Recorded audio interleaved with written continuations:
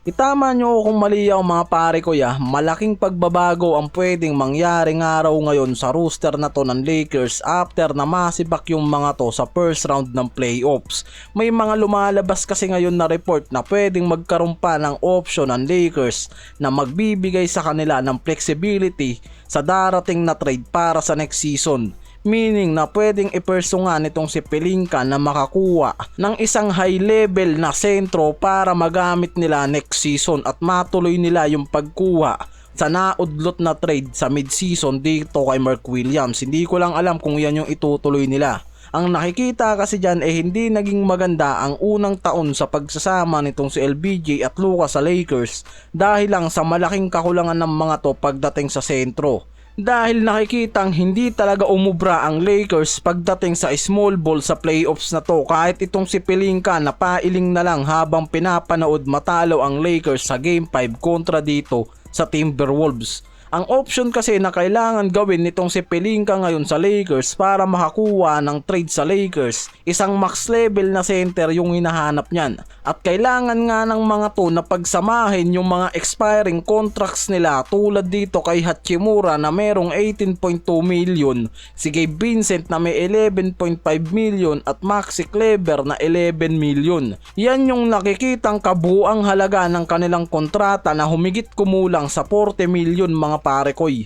Ewan ko na lang talaga kung itutuloy pa nila yung paghahanap ng isang sentro kung mauubusan sila o malalagasan ng mga key player Yung ganitong klaseng hakbang kasi malaking pakinabang sa Lakers kung balak talaga ng mga to na magbawas ng long term salary, lalo na sa ilalim ng mas mahigpit na collective bargain agreement. Yan yung nakikita dito na maaaring gawing hakbang lang ng Lakers para matuloy yung trade nila sa isang sentro.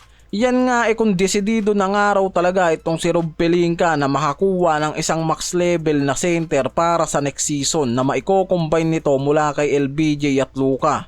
Yan kasi talaga yung malaking problema ng mga to. May report pa na pwedeng masama itong si Austin Reeves sa isang trade package kung itutuloy nila yan At pwedeng ituloy ng mga to yung isa pa sa mga option nila, yung Williams package. Yan yung trade na kinasangkutan ni Mark Williams na 7-foot center mula sa Charlotte Hornets na nakuha na nila yan sa isang trade, parte ng kanilang pag-ayos dito sa frontcourt nila matapos yung pag-trade kay Davis. Yung trade proposal na yan na ginawa ng Lakers yung nagbigay ng unprotected 2031 first round nila at isang 2030 pick swap para dito sa Hornets. Yan yung dapat na mangyayaring trade pero naputol yan dahil nga sa medical issue ng 7-foot center na to na si Mark Williams. Ang nakikita kasi ng mga analyst sa pagpasok next season, kung balak talaga nitong si Pelinka na makakuha ng center, pwede nitong ituloy yung trade na to na naputol para kay Mark Williams. Kung desidido lang talaga yung mga to Si Luka after na matalo sa Game 5 naglabas yan ng isang tapat na pahayag tungkol sa naging performance niya sa playoffs. At yung matinding challenge nga na kinaharap niya sa buong season na to since nang matrade siya sa Lakers. Sinabi nitong nahirapan siyang makapasok sa rhythm ng laro ng Lakers matapos ang pag-trade nito sa Dallas papunta nga dito sa team ni LBJ. Sa kabila kasi ng mataas na mga statistic and average niya ngayon, aminado to na malaki talaga ang kakulangan at pangangailangan nito para sa mas marami pang oras sa kanyang adjustment sa team at lalo na dito sa sistema na tumatakbo kay Redick. At yung team chemistry niya mula kay LBJ at Reeves mas kailangan pa nilang palawakin. Last season sa Dallas may 4-1 siya kontra dito sa Timberwolves sa playoffs. Nakabawi ngayon si Edwards sa kanya dahil sila naman yung pinorwan nitong si Edwards. Sinabi mismo nitong si Luka sa post-game press na mentally exhausted na nga raw siya after ng nangyaring playoffs na to. May mga report pa ngayon na bumalik yung back injury na iniinda nito sa mid-season. And sa Game 5 na nangyari, nakita na hindi maganda yung pagbagsak niyan at talagang may iniinda yan sa likod.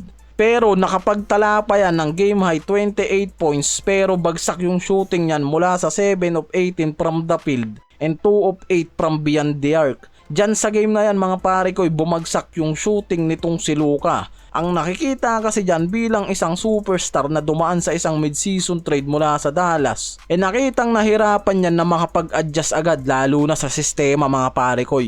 Kumbaga kinulang araw talaga sa buwan o weeks itong si Luka para nga dito makapag-adjust sa Lakers. Kung nakatawid to mula sa pag-uumpisa pa lang ng regular games, baka mas naging maganda pa yung chemistry ng mga yan.